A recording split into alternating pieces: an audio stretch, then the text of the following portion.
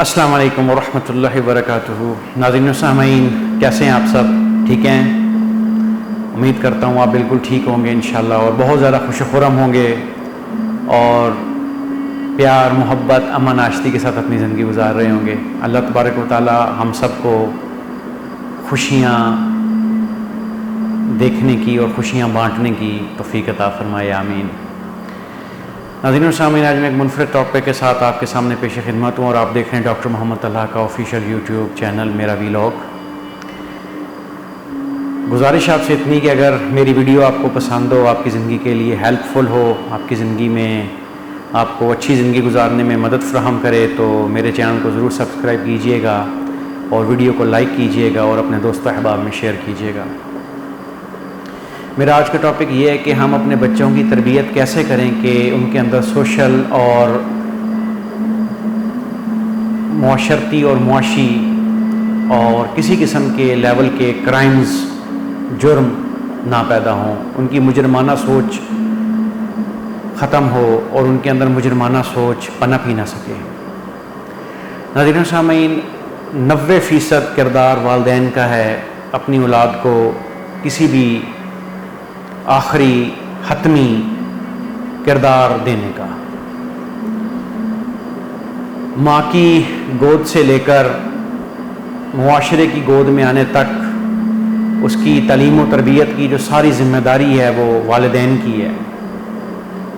والدین کو اپنے گھروں کے اندر ایسا ماحول پیدا ضرور کرنا چاہیے کہ بچوں کے اندر کرمینل قسم کی سوچ، مجرمانہ سوچ پنپ ہی نہ سکے۔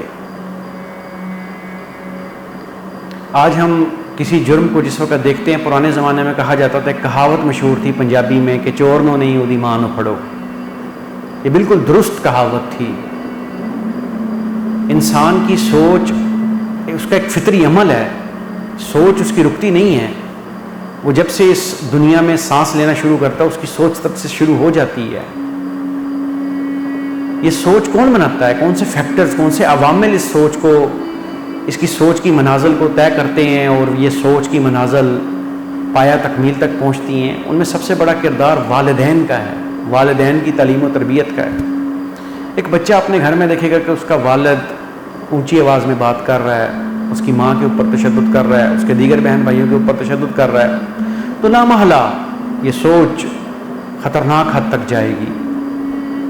وہ بچہ جو اپنے دل کے اندر کسی نہ کسی وجہ سے غصہ، کدورت، حسد، آگ، پیشن رکھے ہوئے، جس کو وہ پورا نہیں کر پاتا کمزوری کی وجہ سے، وہ جس وقت اس کو قوت عطا ہوگی جوانی کی عمر میں، نوجوانی کی عمر میں، وہ اس کو ضرور سر انجام دے گا۔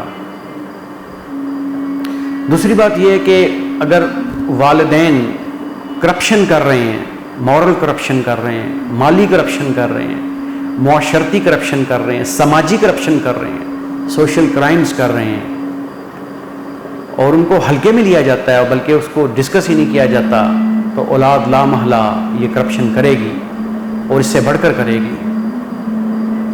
تیسری بات یہ کہ اگر ہم اولاد کو پیار محبت سے سمجھانے کی بجائے بگاڑ کے ساتھ سمجھائیں گے، غصے سے سمجھائیں گے، ڈانٹ کر سمجھائیں گے، اس کی قوت برداشت کا امتحان لیتے ہوئے اس سے زیادہ اس کے اوپر تشدد کریں گے، تشدد صرف جسمانی تشدد نہیں ہوتا، ذہنی تشدد بہت سخت چیز ہے، اللہ معاف کرے، اس پہ تشدد کریں گے تو وہ شخص کرمینل سوچ لے کر آگے بڑھے گا، اور وہ چھٹکارا پاتے ہی اپنی سوچ سے اپنے معاشرے کو تہس نہس کرنا شروع کر دے گا۔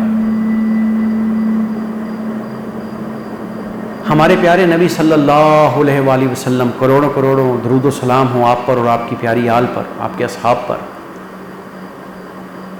وہ کیسے تربیت فرمایا کرتے تھے؟ کیا وہ ڈانٹ ٹپٹ کیا کرتے تھے یا وہ پیار محبت اور شفقت کے ساتھ سمجھایا کرتے تھے؟ نبی علیہ الصلوۃ والسلام کے دور میں ایک صحابی کا قصہ آتا ہے کہ انہوں نے نبی علیہ الصلوۃ والسلام سے ایک برائی کی اجازت چاہی۔ صحابہ کرام رضوان اللہ مجمعین کے اوپر غصہ طاری ہوا کہ یہ نبی صلی اللہ علیہ وسلم سے اتنی فری انداز میں گفتگو کر رہا ہے اور برائی کی اجازت چاہ رہا ہے۔ تو نبی صلی اللہ علیہ وسلم نے تمام صحابہ کو روک دیا اور اس کو اپنے قریب کر کے کہا کہ یہ برائی تو چاہے گا کہ تیرے گھر میں کسی شخص کے ساتھ کی جائے؟ کہا نہیں، ہرگز نہیں، کوئی بھی نہیں چاہے گا کہ تو ان کے گھر والوں کے ساتھ یہ برائی کرے۔ پھر دعا فرمائی، اور ان کی موت تک اس برائی کے قریب کا خیال بھی اس صحابی کے ذہن میں نہیں آیا۔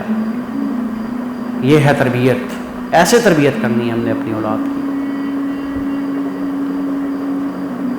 اور اس کے بعد ہم نے کریمنل ڈرامے نہ دیکھنے ہیں، نہ ان کو دیکھنے دینے ہیں، اور نہ ہی ان کی حوصلہ افزائی کرنی ہے۔ کریمنل فلمیں، کریمنل ناولز، کریمنل قسم کی کہانیاں ان کے ذہن میں بھی نہیں سوار کرنی، تاکہ ان کی تربیت کے اوپر غلط اثرات نہ مرتب ہوں۔ ان کے سامنے جھوٹ بولنے سے، غلط بیانی کرنے سے پرہیز کرنا ہے، تاکہ وہ اپنے اندر اس چیز کو نہ لے کر آئیں۔ یہ آئیڈیل باتیں ہیں، یقیناً یہ بات میں بھی اس معاشرے کا فرد ہوں، ہو سکتا ہے یقیناً بلکہ میرے اندر بھی یہ نہیں ہوں گی۔ تو آپ تک بات پہنچانے کا مقصد یہ ہے کہ میں خود بھی اس کی پابندی کروں، اور جو میرے سامعین اور ناظرین ہیں وہ بھی پابندی کریں، تاکہ معاشرہ ہمارا امن کا معاشرہ بنے۔ ہم روز افزوں یہ جو برائیاں ہو رہی ہیں، یہ جو معاشرتی جرائم ہو رہے ہیں، ان کا رونا نہ پیٹیں، بلکہ ان کو ہم سلوشن اینڈ پر جا کر ان کا علاج کریں۔ اللہ تبارک و تعالی ہم سب کا، ہمارے وطن عزیز کا حامی و ناصر ہو۔ اپنا اور اپنے ساتھ رہنے والوں کا خیال رکھیے گا۔ پاکستان زندہ باد۔